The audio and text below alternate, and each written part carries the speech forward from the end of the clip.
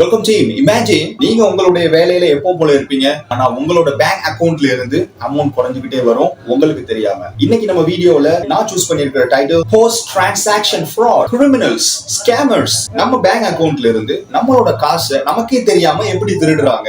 Contactless card theft. நம்ம கார்டை எப்பவுமே டேப் பண்ணி ஸ்வைப் பண்ணியே பழகிட்டு இருக்கோம். அதுதான் இந்த பிரச்சனைக்கெல்லாம் ஆரம்ப புள்ளி. ஏன்னா ஸ்கேமர்ஸ் வயர்லெஸ் மோட்ல நம்ம பக்கத்துல இருந்தா கூட ஈஸியா நம்மளுடைய இன்ஃபர்மேஷன் அவங்களால திருட முடியும். Fake or hacked post machines, நகலாக்கப்பட்ட அல்லது ஹேக் செய்யப்பட்ட போஸ்ட் இயந்திரங்கள். நம்ம பெட்ரோல் ஸ்டேஷன் போறோம், அன்றாட வாழ்க்கையில நம்ம கார்டை தான் அதிகமா பயன்படுத்துறோம் பெரு வணிக வளாகங்கள்ல. இந்த மாதிரியான இயந்திரங்கள் அப்படிங்கறத ஈஸியா மாற்றி அமைக்க முடியும். கார்டோட இன்ஃபர்மேஷனை காப்பி பண்ணிட்டாங்க அப்படின்னாலே நம்மளுடைய கார்டு போலவே அவங்களால ஒரு கார்டை உருவாக்க முடியும். உங்களுடைய அமௌண்ட்டை உங்களுக்கு தெரியாம திருடவும் முடியும். No notification theft, floating amount fraud. பணம் முழுமையாக பிடித்து கொள்ளப்படவில்லைங்கிறது தான் அதோட அர்த்தம். நம்ம எப்பவுமே நம்மளோட பேங்க் அப்ளிகேஷன்ல நம்மளோட அக்கௌண்ட்டை கிளிக் பண்ணி டிரான்சாக்ஷன் செய்யும் பொழுது அவைலபிள் பேலன்ஸ் ஒன்று வரும். அப்பதான் நீங்க ஷாக் ஆவீங்க. நீங்க கரண்ட் பேலன்ஸோட அவைலபிள் பேலன்ஸை சப்ட்ராக்ட் பண்ணீங்கன்னா அதுல கிடைக்குது பாருங்க மிச்சம், அதுதான் திருடப்பட்ட அமௌண்ட்.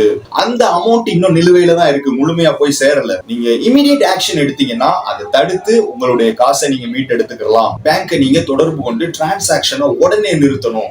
பணத்தை மீட் எடுக்கிறதுங்கிறது சார்ஜ் பேக் ரிவர்ஸ் அப்படிங்கிற மாதிரியான கோரிக்கை நீங்க வைக்கணும். அதிகாரப்பூர்வ புகார் அளிக்க வேண்டியது அவசியமாக இருக்குது. உங்களோட பேங்க் நீங்க நேர்ல போலாம், ஆன்லைன்ல கூட நீங்க செய்யலாம்.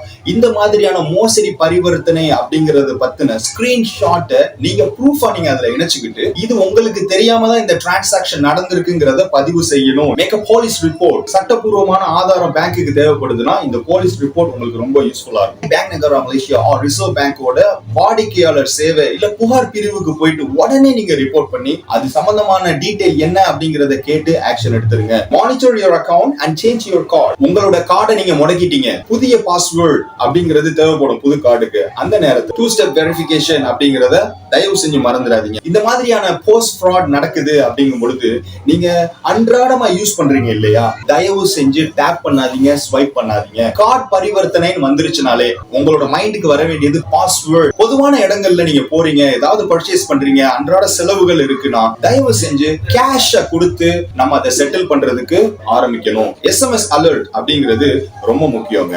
அன்றாட பரிவர்த்தனைகள் என்னங்கிறத அப்பப்ப நம்ம செக் பண்ணிக்கிற பழக்கம் இருந்துச்சுன்னா மிகவும் நல்லது.